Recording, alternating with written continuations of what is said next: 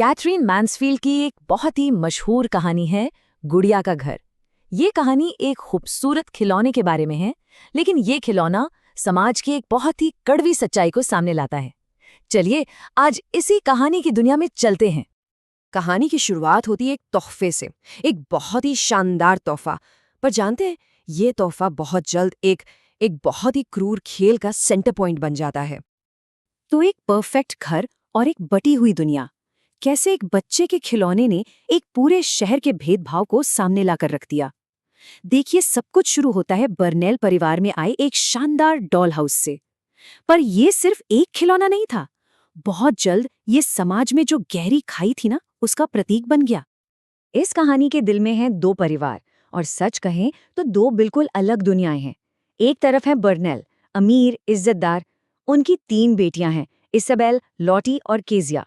और दूसरी तरफ हैं केल्वी बहनें, स्कूल की सबसे गरीब लड़कियां। उनकी माँ एक धोबिन है और पिता के बारे में तो बस अफवाहें हैं कि वो जेल में है। यही फर्क इस पूरी कहानी की नींव है। तो कहानी में जो मेन कॉन्फ्लिक्ट्स हैं वो क्या हैं? पहला तो है क्लास का, यानी अपने कौन है और पराये कौन। दूसरा है मासूमियत और क्रूरता के बीच की लड़ाई। और तीसरा है एक छोटे शहर की छोटी सोच और उसका दिखावा। तो अब आते हैं बहिष्कार के नियमों पर। यहाँ होता ये है कि वो जो गुड़िया का घर है ना, वो सोशल पावर दिखाने का एक जरिया बन जाता है। चलिए देखते हैं कि कैसे बच्चे अपने बड़ों के भेदभाव को अपनाते हैं और ये गुड़िया का घर एक हथियार में बदल जाता है। इस खेल का पहला और सबसे जरूरी नियम क्या था? बहुत सीधा सा नियम था। बर्नेल परिवार की बेटियां केल्वी बहनों से बात तक नहीं कर सकती थीं। सोचिए, भेदभाव की जड़ें कितनी गहरी थीं। और ये क्रूरता ना एक तरह की रस्म बन जाती है। सबसे बड़ी बहन है इसाबेल, और वो अपनी पावर का पूरा इस्तेमाल करती है। पहले तो वो डॉल हाउस के बारे में खूब शेखी बघाड़ती है, फिर सिर्फ वो ही तय करती है कि कौन सी 2 लड़कियां उसे देखने आएंगी। और केल्वी बहनें, उन्हें तो बस बाहर से छिपकर बातें सुनने पर मजबूर किया जाता है। मतलब उन दोनों को छोड़कर बाकी सबको बुलाया जाता है। तो सब लोग डॉल हाउस के वॉलपेपर और कालीन, मतलब इन सब चीज़ों को लेकर बहुत एक्साइटेड थे। पर इस शोर शराबे में एक बहुत छोटी सी चीज़ थी जिस पर किसी का ध्यान ही नहीं गया, सिवाय एक के, केजिया। और वो चीज़ थी एक छोटा सा लैंप, गुड़िया के घर के अंदर रखा एक बिल्कुल परफेक्ट नन्ना सा तेल का लैंप। बाकी सबके लिए शायद ये बस एक और छोटी मोटी चीज़ थी, पर केजिया के लिए ये उस घर का सबसे अच्छा हिस्सा था। ये गर्मी का, एक जिंदगी का प्रतीक था। और याद रखिए, यही लैंप कहानी में आगे चलकर बहुत अहम होने वाला है। और यहीं से कहानी एक नया मोड़ लेती है।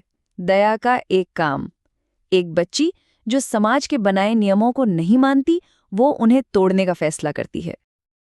लेकिन सवाल ये है कि क्या कोई एक अकेला इंसान अपनी दुनिया के इन बिना लिखे पर इतने कठोर नियमों को तोड़ सकता है? क्या ये मुमकिन है? केजिया सड़क पर केल्वी बहनों को देखती है और वो अपने घर के बड़े सफ़ेद गेट खोल देती है। देखिए, वो सिर्फ एक दरवाज़ा नहीं खोल रही थी, वो तो समाज की बनाई दीवारों को तोड़ रही थी। वो उन्हें उस आंगन में बुलाती है जहां आने के बारे में वो सोच भी नहीं सकती थी। इस एक छोटे से पल में ना केल्वी बहनों का अपना एक संघर्ष दिखता है। बड़ी बहन लिल, वो झिझकती है, उसे पता है नियम क्या हैं, उसे डर लगता है। लेकिन छोटी एल्ज, वो तो बस बच्ची है। वो अपनी बहन की ड्रेस खींचती है, जैसे मिन्नत कर रही हो कि चलो अंदर चलते हैं। ये एक छोटा सा एक्ट उम्मीद की एक किरण जैसा है। लेकिन बच्चों की ये जो मासूमियत भरी दुनिया थी ना, वो बड़ों की कड़वी सच्चाई से टकराने वाली थी। अब बात करते हैं एक बड़े की क्रूरता की। आखिर क्यों बड़े लोग ही सबसे सख्त नियम बनाते हैं? और वो खूबसूरत पल एक झटके में बिखर जाता है। आंट बेरिल केल्वी बहनों को देख लेती हैं और वो गुस्से में उन्हें वहां से ऐसे भगाती हैं जैसे कोई मुर्गियों को भगा रहा हो। ये सिर्फ गुस्सा नहीं था, ये बहुत बड़ा अपमान था।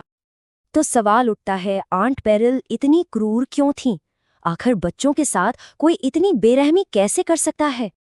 जवाब ये है कि वो अपना खुद का एक राज छिपा रही थीं। उनकी क्रूरता का कारण बाहर नहीं, बल्कि उनके अंदर था। वो अपने एक निजी डर से जूझ रही थीं। असल में उन्हें विली ब्रायंट नाम के एक आदमी से एक धमकी भरा खत मिला था। इस खत की वजह से वो बहुत डरी हुई थीं। उन्हें लग रहा था कि समाज में उनकी इज्जत बर्बाद हो जाएगी।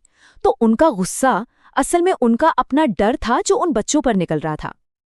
और देखिए, कहानी का सबसे कड़वा सच यही है। उन बच्चों पर चिल्लाने के बाद आंट बेरिल को बेहतर महसूस हुआ। उन्हें लगा जैसे उनकी अपनी परेशानियां कुछ कम हो गई हैं। अक्सर ऐसा ही होता है, लोग अपना बोझ कम करने के लिए कमजोर लोगों पर अपनी ताकत दिखाते हैं। चलिए, अब कहानी के सबसे शांत लेकिन शायद सबसे पावरफुल हिस्से पर आते हैं। स्थायी प्रकाश, यानी वो रोशनी जो हमेशा रहती है। देखते हैं कि उस एक छोटे से पल में असल में क्या देखा गया था। उस जगह से दूर जहां उनका अपमान हुआ था, दोनों बहनें सड़क के किनारे चुपचाप बैठी हैं और छोटी बहन एल्स अपनी बड़ी बहन के और करीब खिसक आती है। ये सीन उनके बीच के गहरे रिश्ते को बिना कुछ कहे ही बयां कर देता है। और फिर कहानी में पहली और आखिरी बार छोटी एल्स कुछ बोलती है। उसने घर की बात नहीं की, ना ही वॉलपेपर या कालीनों की। उसने सिर्फ एक बात कही, एक भोली बिसरी याद की तरह, मैंने लैंप देखा। तो सोचिए, उस पूरी दुनिया में जहां सिर्फ नफरत और दिखावा था, जहां उन्हें हमेशा बाहर रखा गया, उन्हें क्या याद रहा? वो एक छोटा सा लैंप, वो एक पल की दया। तो सवाल यही है कि जब दुनिया में इतना अंधेरा और बहिष्कार हो, तो रोशनी की बस एक झलक देख लेने का आखिर मतलब क्या होता है?